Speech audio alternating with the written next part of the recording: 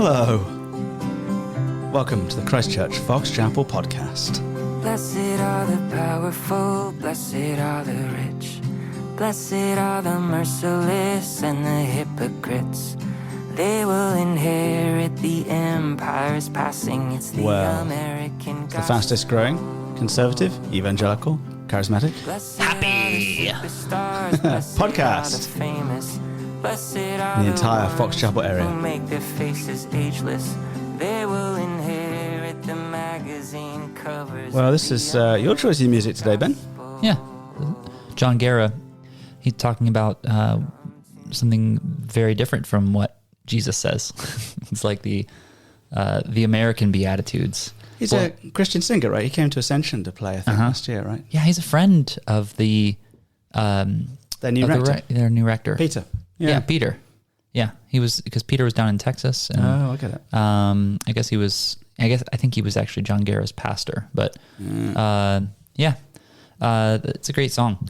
It's basically, blessed are the powerful, blessed are the rich and famous. Blessed are those who make their faces ageless. It's everything that we love in our and go after in our society, and we celebrate things that are kind of antithetical to what Jesus says. And you can see why, because the Beatitudes, Matthew chapter 5, are really odd when you look at them. Blessed are the poor, blessed are those who mourn, blessed are the meek. Those don't sound like the kind of people we normally look at as being blessed. Or admirable or in any way. I know that our teenagers don't think this way. Like, meekness, nobody celebrates meekness at Fox Chapel High School.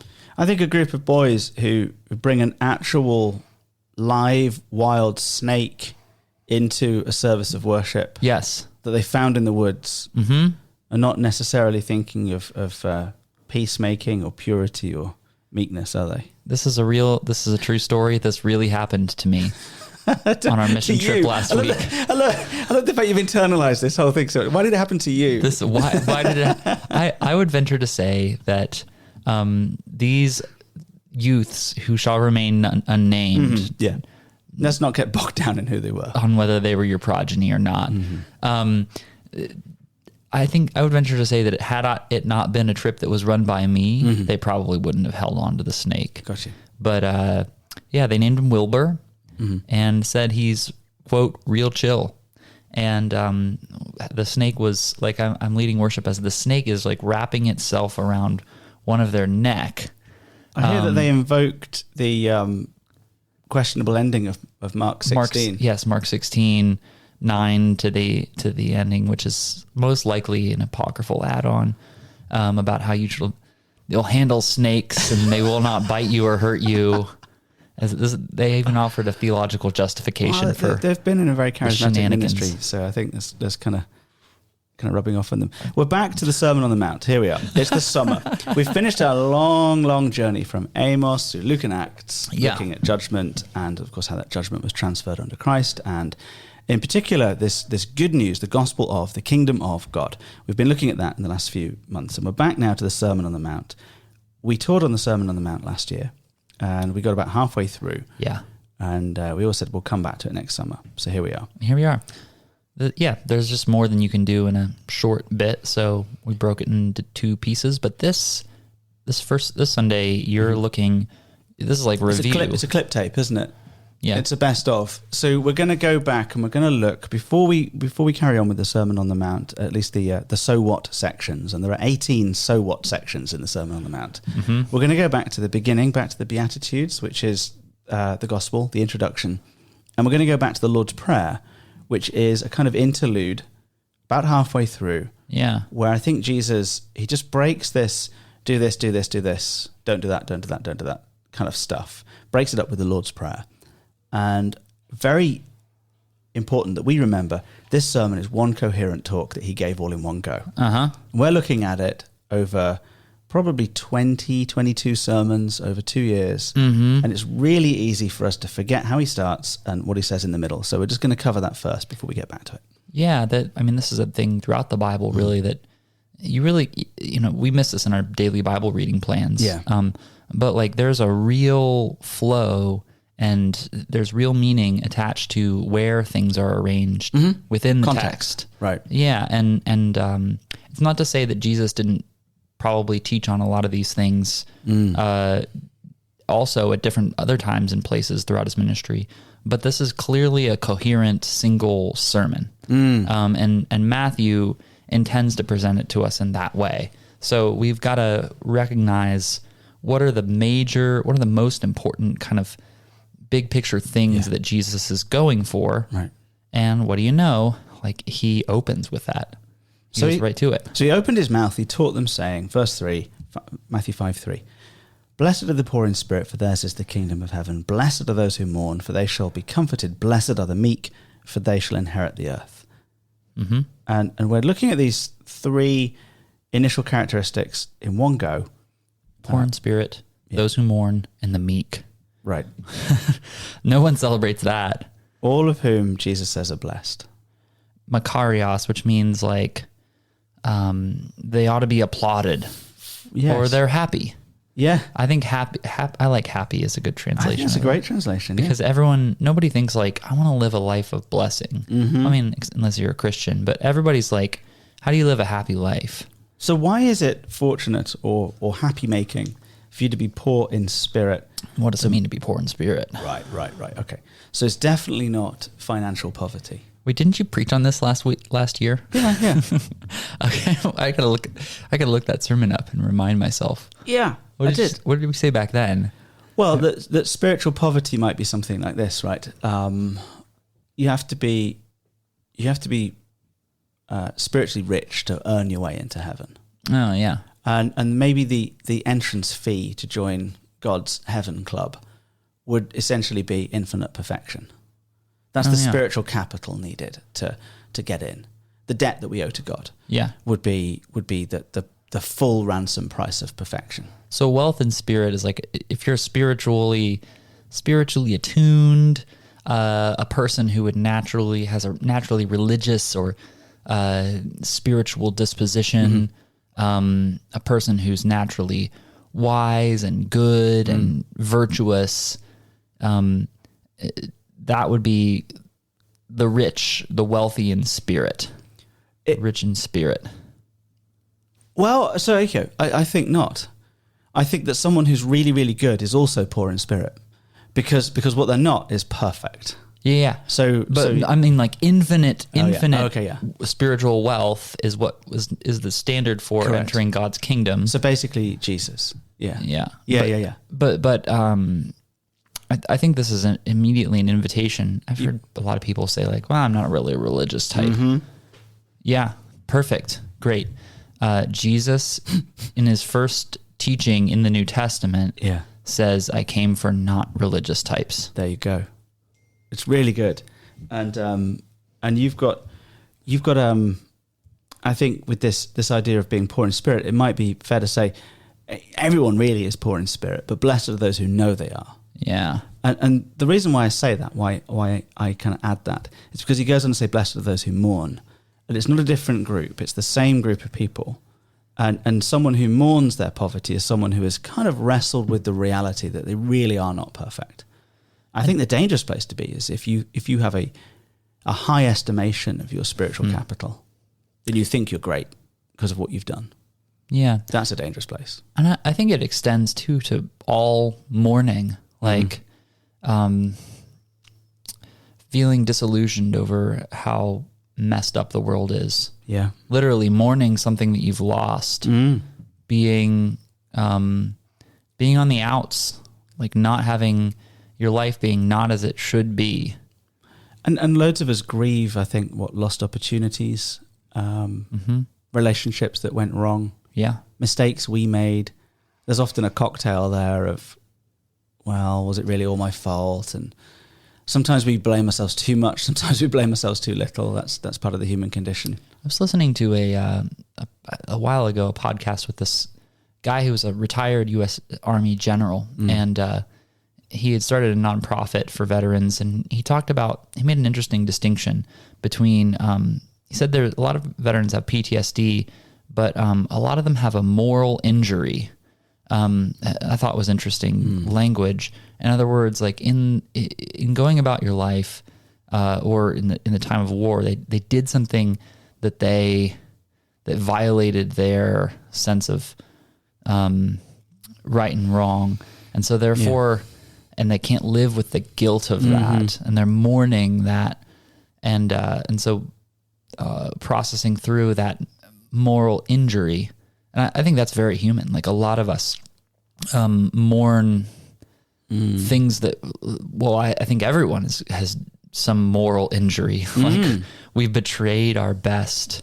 Everybody I know, myself especially, can think of a lot of times where we betray our values. And we're being honest about it. The people who are mourning, lamenting it, are being honest, right? I mean, part of grief, the cycle of grief, is eventually acceptance, right? So when we grieve or mourn anything, any kind of loss, we go through all these stages. Oh, this just reminded me of another thing. A friend of mine just told me that he was just reflecting on his life, and he said that there was this period in his 20s when he had gotten kind of disillusioned with the church, and so he stopped going to church, stopped following Jesus, and he said that he got better sleep and had less anxiety during that time than at any other time in his life. Oh, he said when he became a Christian, he had more. I'm not saying that like Christianity always causes more anxiety, but like he said it was because he was just so apathetic about everything. He was just like dead. There was nothing going on at all. How interesting, because Jesus actually will go on to address anxiety in 3 weeks' time. Oh, yeah. I mean, he already did address anxiety, but we're going to go over that text. Yeah. Yeah, he's already done it. Yeah. But yeah, exactly. But I guess my point is that like my friend woke up to his condition. Yeah. And I think that was hard. And I think that would be an element of the mourning. Yeah. Likewise, you could say meekness. The thing about being meek, I think, is there's this humble attitude that's kind of realistic about where we stand with God, how good we are, and maybe even meek about others. You know, why would someone mistreat me? What's going on? Just that sort of open humbleness. Yeah, that goes with saying, okay, I need to trust God here. I'm not going to earn my way to Him based upon the reality of where I'm starting. Yeah, yeah. So we're describing one person who is poor in spirit and they know it, and it really grieves them, and so they take a humble attitude towards God, as opposed to a, look at me, aren't I awesome? I go to church at least 3 times a month, I give at least 10% of my income, and I drive a crap car because I'm trying to show how holy I am, and look at all this stuff. And then you're like, okay, great, so you're proud of yourself then. And at that point, that's not blessed. That's not a blessed place to be if you think you're the thing. That produces bitterness and resentment. It does, and Jesus will come onto this. This very thing. All right, so there's this thing, and then he says, let's assume this is all one person, and let's assume these first 3 can kind of go together. I think this verse 6 stands in isolation. Blessed are those who hunger and thirst for righteousness, for they shall be satisfied. Righteousness. So the righteousness we know, dikaiosune in Greek, is a legal uprightness or justifiedness, isn't it? Yeah, and there was another word for that kind of went with it, and I'm blanking on what it was. With righteousness? Yeah, with righteousness. Justice, justification, they very much are the same word, yeah. Dikaiosune, equity maybe of character. Yeah. So blessed those who hunger and thirst for righteousness. To be righteous is to be right with God. Yeah. To be justified is to be, this is cheesy, it is just as if I'd never sinned. And so, it is cheesy. So good. So to be justified or to be righteous, same word in Greek, it means to be declared by the judge not guilty. Yeah. Or to be declared by the owner of this very exclusive club that God is in, worthy to be there. You have the entrance price. And blessed are those who hunger and thirst for that. So you're saying they're hungering and thirsting to have moral righteousness in their person. No, okay, yeah, definitely meaning number 2. But I think meaning number 1 would be to be right with God, to be declared okay. Declared, so they're hungering and thirsting for God to declare them that they are righteous. That they're clean, that they're pure, that they have the right legal standing, that they're holy, that they have the spiritual capital that's needed, that they are as good as God, that they're not guilty, that they're forgiven. And they're longing for redemption, in a sense. Having reached a realistic view of where they really are. Yeah, they now hunger to be right with God. What about this makes me think of like people who have been victims too, like they're hungering and thirsting for like vindication or Justice. I think you can actually get to that in a minute in the Lord's Prayer.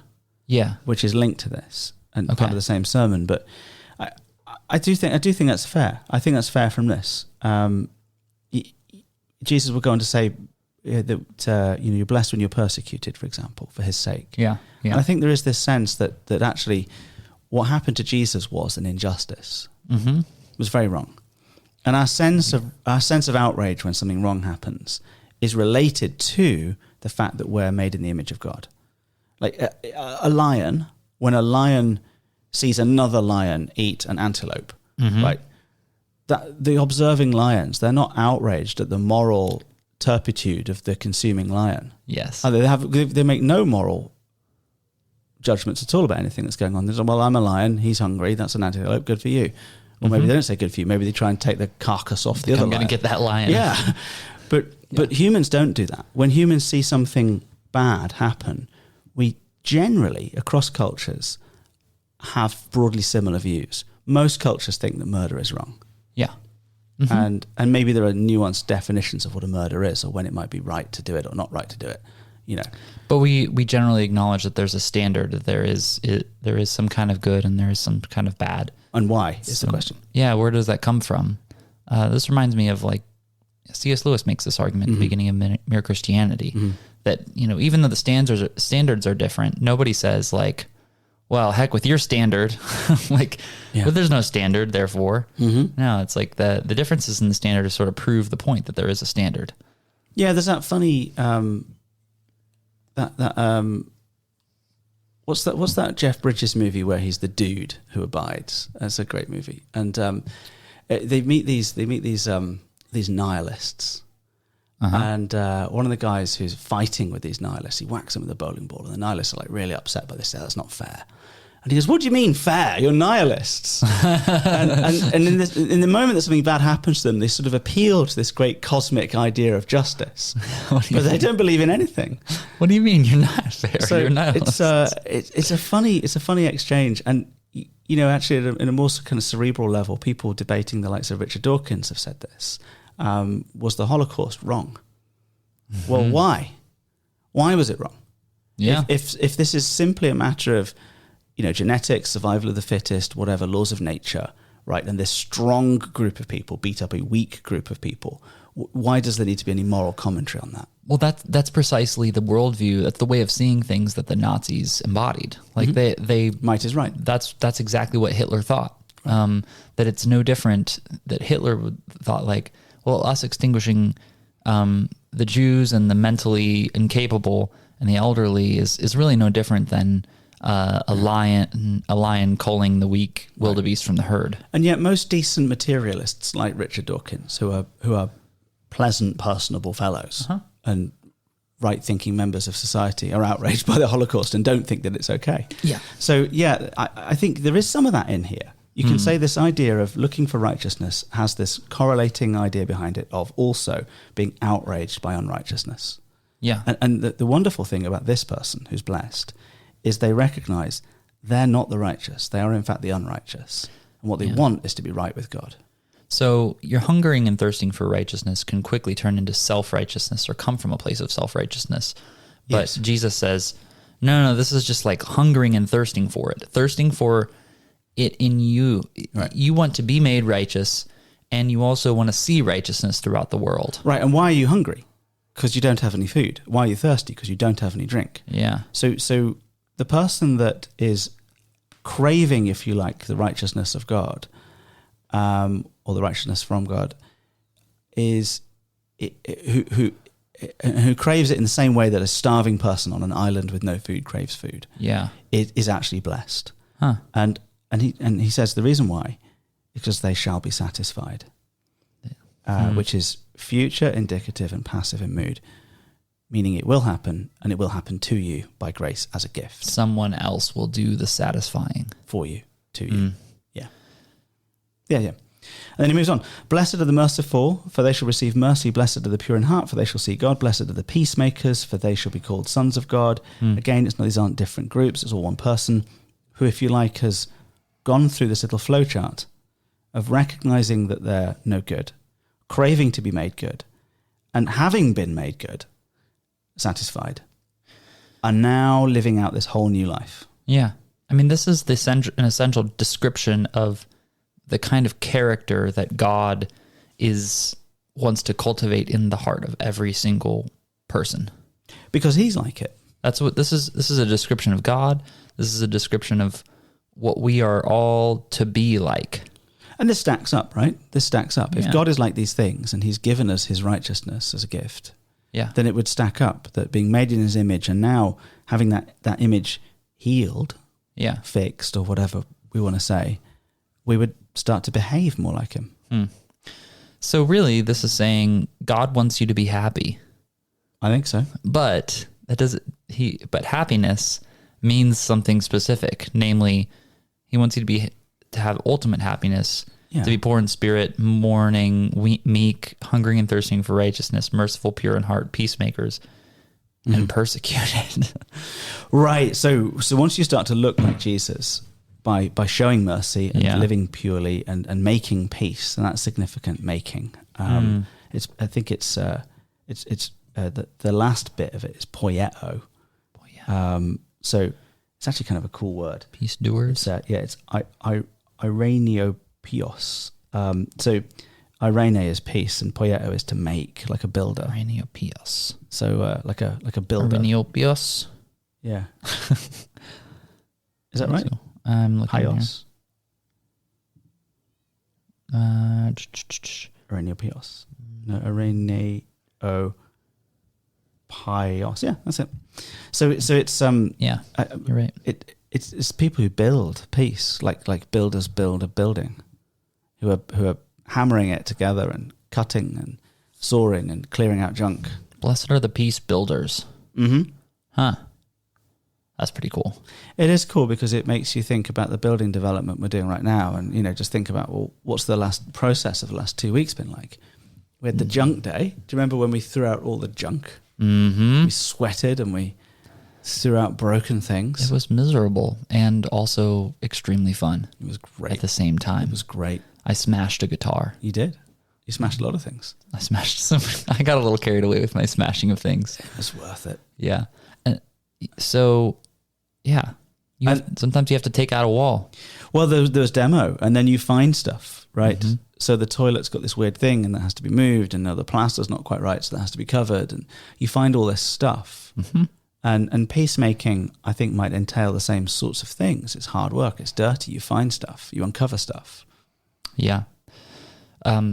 We often think that, that peace, or like a sort of a stasis, lack of confrontation, is what we're going for. We often think that, but actually, real peace is the kind of peace that has to be supported by an infrastructure of righteousness.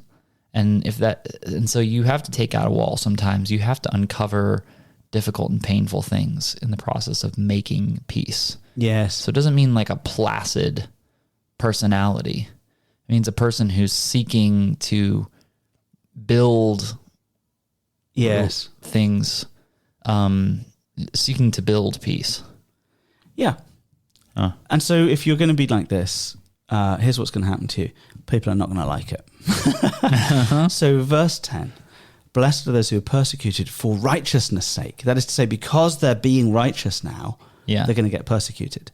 Makes sense, right? If someone doesn't know that you are poor in spirit and you know it, and you're grieved by your poverty in spirit, and you're meekly and humbly recognizing your kind of status in this world, and that you've only been made righteous by grace as a gift, and that you're trying to be merciful and pure and peacemaking because God is like those things. If they don't know that, they're just going to think you're holier than thou, obnoxiously pious, and they're going to hate you. People are going to come after you. Yeah, because you're not fun. You spoil every party that you ever go to. Yeah. You make everyone feel judged. Yeah. And exhibit 1, Jesus Christ. I mean, Jesus Christ is the most like God because he's God. He's literally God. He's God. And what do they do to him? They crucify him. So obviously the righteous get persecuted by the unrighteous because the unrighteous feel threatened. A lot of stuff gets threatened. Blessed are you when others revile you and persecute you and utter all kinds of evil against you falsely on my account. Again, it's really clear. It's only because you're a Christian that this is happening to you. And persecute is this word that often refers to specifically something done to you by people of power, by authorities.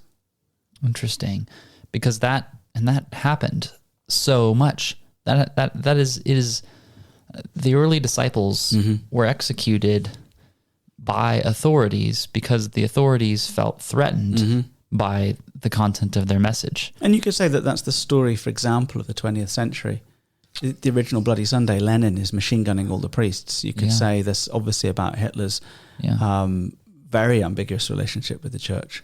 You could say this about clearly all of these big regimes.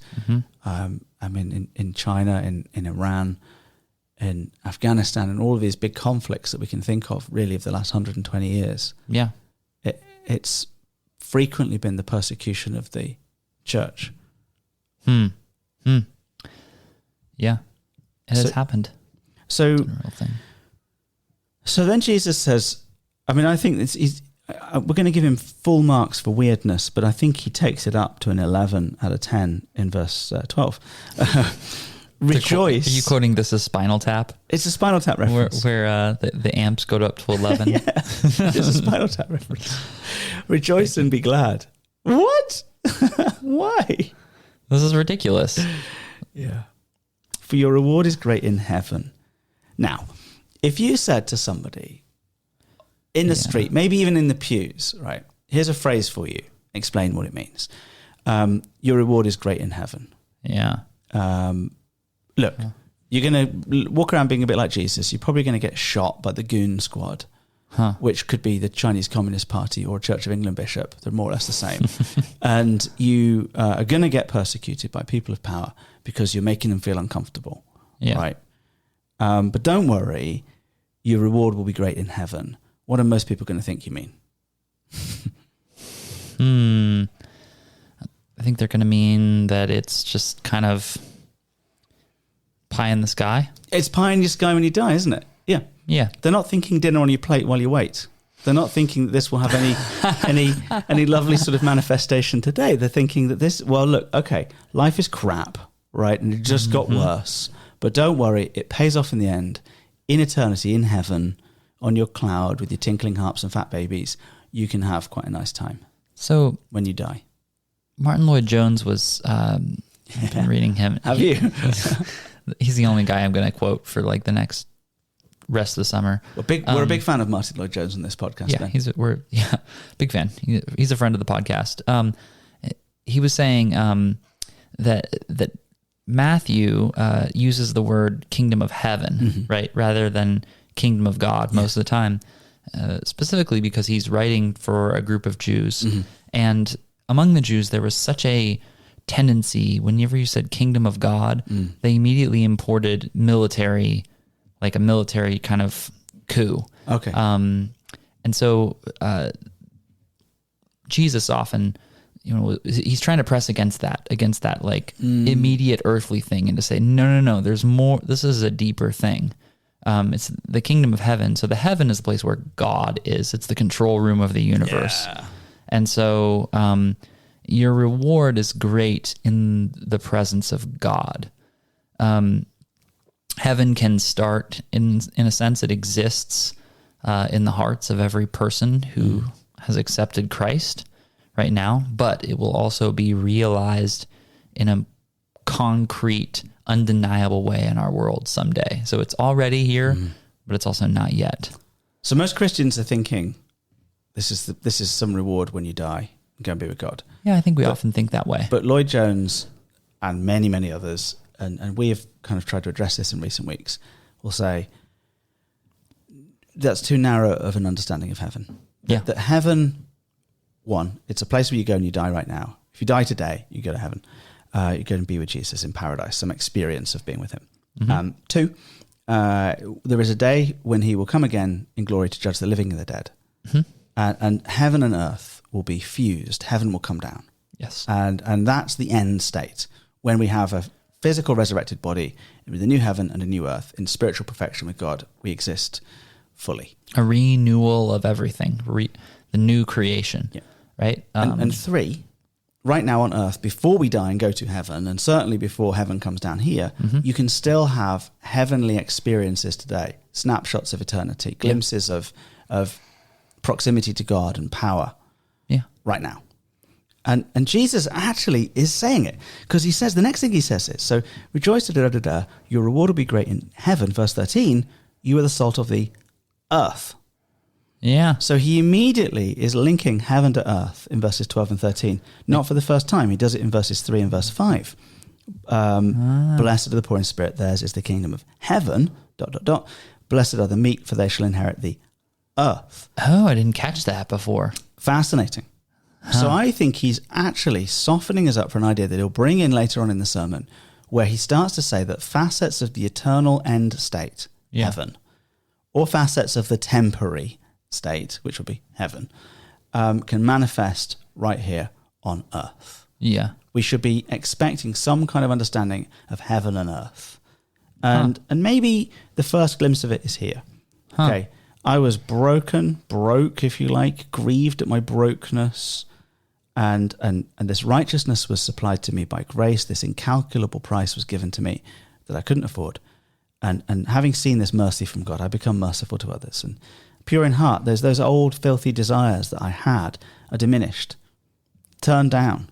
And peacemaking, I'm going to start maybe going into situations that were all bad, and just people will be glad that I'm there in the end. Yeah. And so little glimpses of heaven might manifest today on earth. I mean, we see that all the time. Yeah. Among Christian community, I've seen this so many times where, I think, I forget who said this, but a marriage can be a kind of heaven or a kind of hell. It can be a taste of heaven or a taste of hell. Or even both. But when, to the extent that the partners in a marriage are following Christ and are influenced and renewed by Him, you get little tastes of that, of generosity in the household, and kindness, and you just want to be there, right? Like you just want to be. You want to be in that kind of home, And we all know these people, we know these places that we're like, and being with them is just like a little taste of eternity. Yeah, we used to go to this family, Lucy Crawley's house, Lucy and Nick Crawley. And there was something, just they would do a meal, a Sunday lunch, we'd hang out together, and the baby was there, and they had these 4 great kids. And it was always just like a little taste of heaven. There was something delightfully peaceful about their home and very hospitable. Yeah. And Kat and I said to ourselves, we want to be like them. We were at a meal with them when Ben was gravely ill, and had been sent home from the ER twice, but Lucy recognized that Ben was actually fading fast, and got us to the hospital, and they revived him. Ben very nearly died in that moment. Wow. And we just think of Lucy. Lucy said to Kat, you need to go to the ER, and you need to go almost immediately, but you'll need to eat this meal first, because you're going to be on your feet for a very long time.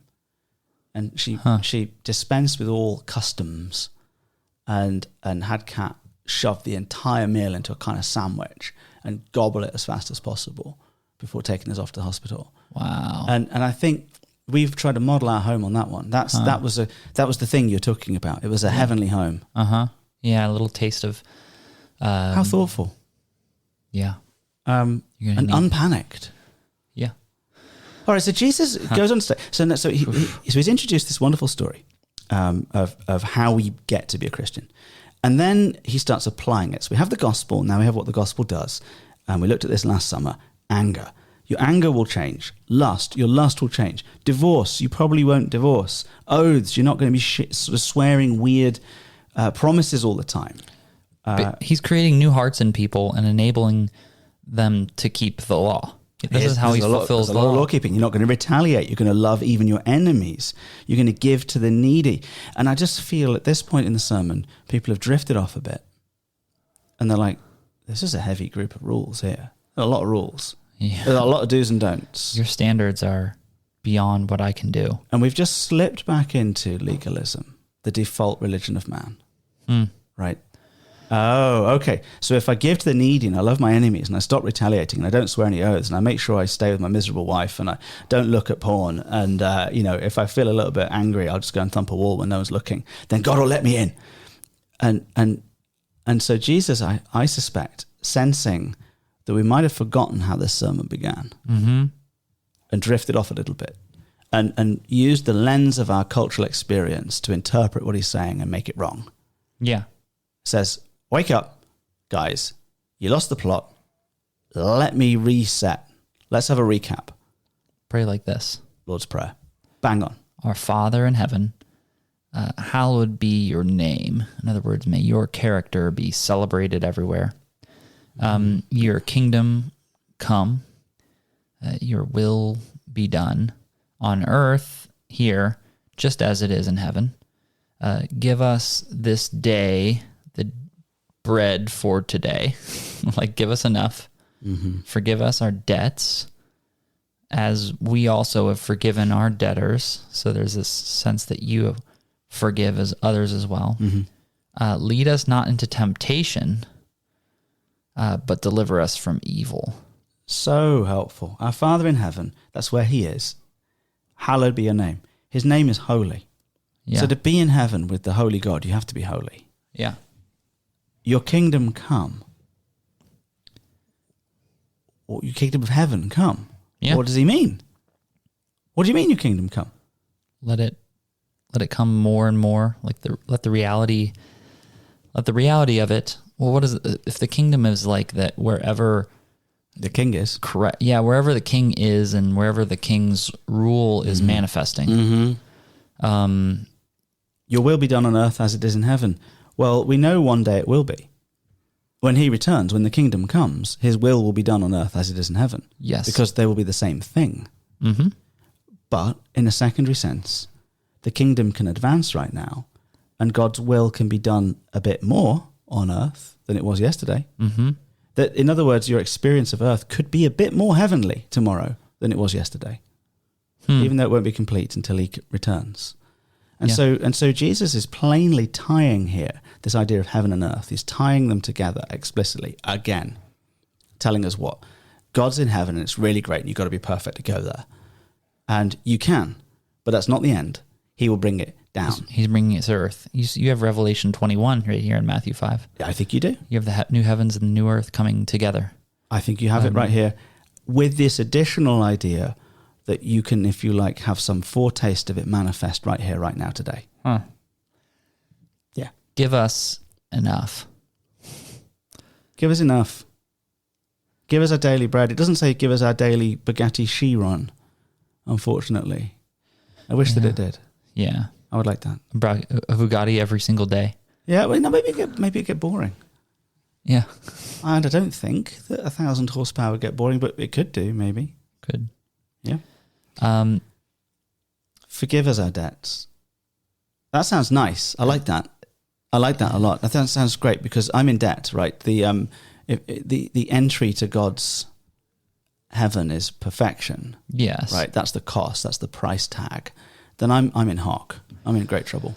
Yeah. If you rebel against the king, then you are in debt to him because you have harmed God. You've taken something that is his. Yeah. You've taken righteousness, you've destroyed or defaced. It's like if you walk into a gift shop or something like that, or an antique shop, and you just you turn and you smash a bunch of plates. Well, you're now indebted. You break it, you buy it. Yeah. You're in debt to that person unless they bear it themselves. Unless the shop owner comes and says, "No, it's all right. I'll eat the cost." We went to somebody has to pay it. We went to Lamorna Pottery when I was about 8, and they had these little trinkets for sale. Yeah, and they were like squishy toys, bags that had little characters and things inside, and you could squish the bag right, and the characters would move around inside this fluid.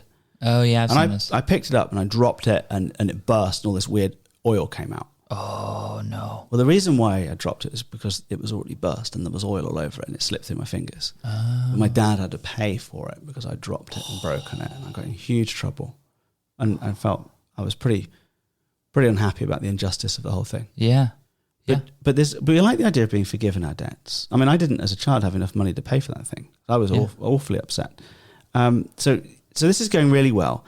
God's in heaven. He's your father, so you can know him intimately. I like that. He's holy, and yet in his kingdom's coming, and you can have a slice of it right now. And he's going to give you everything you need today, and he's even going to forgive you your unforgivable debts. Fantastic. This is a great prayer. As we have also forgiven our debtors. I'm not sure I like that quite so much. No grudges, no resentments. Here's a question about whether you're living in a kingdom mindset. Do you have any deep resentments against other people? Period. It's a zinger, isn't it? Yeah, it's like the test. Are you I've had this before where the resentment just eats away, just eats at me. But I mean, this is the thing that 12-step programs always have people do, right? Like settle the score with the people in your life. You have to go around and like make your apologies and say yourself, like get everything cleaned out. It's almost like you're flushing the system and just getting all the gunk out of there. Yeah. You cannot hold on to resentments and have the Christ life in you. It's antithetical to the reception of grace. And he seems to be saying that actually our being forgiven is somehow tied, maybe even contingent upon our ability to forgive others.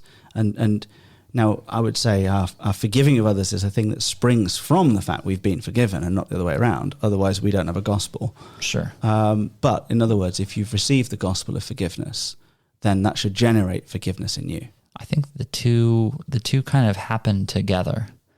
I mean, we can simultaneously hold that this is all something that only the grace of God and his Holy Spirit in regenerating a heart can do. And at the same time, also forgiving and forgiving others and receiving forgiveness can both happen. They both kind of come out of the same movement of the heart. What I think is intriguing here is that this is evidently the sticking point because it's the only line of the prayer about which Jesus provides a commentary in verse 14. For if you forgive others their trespasses, your heavenly Father will also forgive you. But if you do not forgive others their trespasses, neither will your Father forgive your trespasses. Well, there you go then. He doesn't make it any easier, does he? No, I think he restates the same thing. Yeah. The logical, ordinary, clear reading of this is that your forgiveness of others is linked inexorably with God's forgiveness of you. And so therefore you might just say that forgiveness is the sticking point here.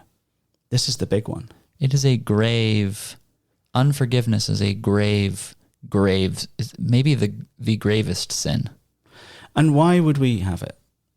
Why would we be unforgiving? Pride.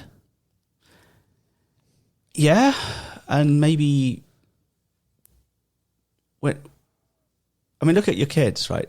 Your kids are usually aware of terrible things the other kids have done. Yeah. They have quite highly attuned radars for injustice, don't they? Yeah. Like, Asa's portion of whatever dessert was 10% bigger than mine. They know. They know.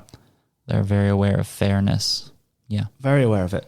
So we find it, we're out, I mean, that's a very small example, but when really wicked things happen, like an abuse of a human, or a torture, or a kidnap, or a false accusation, particularly sexual abuse, something like that. Yeah. Genocide, war, lying, Yeah. swearing false oaths in court. When these sort of things happen, we're really outraged by it. Yeah. I mean, if someone systematically abused you, you'd Yeah. say in a marriage for 20, 30 years, it is so destructive to who you are. And it is perfectly understandable that people would find it hard to forgive that because it's so awful. And I think this is where perhaps we go all the way back to the very start of the whole thing, all the way back to that first blessed stuff, where we remind ourselves, okay, that person's done something terrible, but I'm not perfect. And I've been forgiven by God. I think it's the sticking point that breaks you, right? Like when you realize that you can't forgive, then you recognize just how impoverished your heart is and what awful condition you are in and how desperately you need mercy. Yeah. And that sends you right back to the beginning. And I think no one gets to the Sermon on the Mount and is like, oh, cool, I'm doing pretty good. Like if you're there, you're not reading it right. No. But nonetheless, like there is no option for like somewhat forgiveness. Like there's no option for like, yeah, but I'm going to hold on to this one thing. Like it's absolutizing. It is. And maybe the zinger of the zinger comes in verse 13. Lead us not into temptation, but deliver us from evil. Literally, the of evil. From that which is evil. Or the evil one. Yes, well, the evil one is a great way of saying the of evil. Yeah. The one of evil. The one of evil.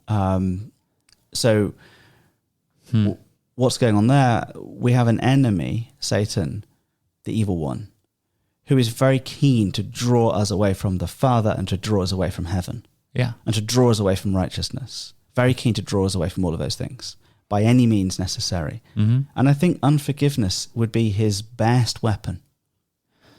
Yeah, resentments. God uses resentments, or not God uses, the devil uses resentments to create spiritual blockage all the time. I think it's a major league thing. You fall into the trap of the devil. And I don't know if you've ever noticed this, but I find my heart is like an onion in a lot of ways. Yeah. To pull out a Shrek quote, ogres are like onions. But like it's I'm always discovering new layers of little resentments in myself that it's a resentful onion then. I am a resentful onion. Yeah. Like I think it's pretty normal. Like forgiveness happens in layers too. And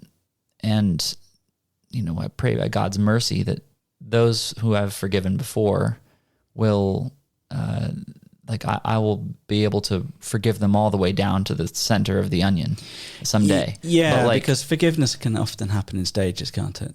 It does. I mean, it's not immediately saying like, oh, it's all good. I'm just going to hang out with you again. Like that's reconciliation. That's a restoration of the relationship. And you might not have that. You might forgive them and not have a restored relationship. That might be something that only comes in the fullness of Jesus's kingdom. Well, assuming that they're saved. Yeah. Yeah. But that, I just think that there's layers to our hearts. Yeah. But we have to cooperate with the process. We have to go like forgive at each layer as it comes up, all the way down. C.S. Lewis had some great stuff to say. He said that forgiveness is not pardon or tolerance or approval or excuse. Real forgiveness means looking steadily at the sin that is left over without any excuse, after all the allowances have been made, and seeing it in all of its horror, dirt, meanness, and malice, and nevertheless being wholly reconciled to the person who has done it. And I think that that's a great idea. Why is reconciliation a key part of the kingdom of God? Well, because it's big. There's a lot of people there. Yeah. And it is in itself a taste of the kingdom. It is. Reconciliation. So Jesus gives us this whole vision of the kingdom so far, and now we're about to launch into 2 more chapters of going into stuff about anxiety, material wealth, judgment, asking God, how we treat others, how we know truth from falsehood, what it means to have a relationship with God. It's going to be a rich summer. So looking forward to it. They're back. We've missed them. Yes, we have.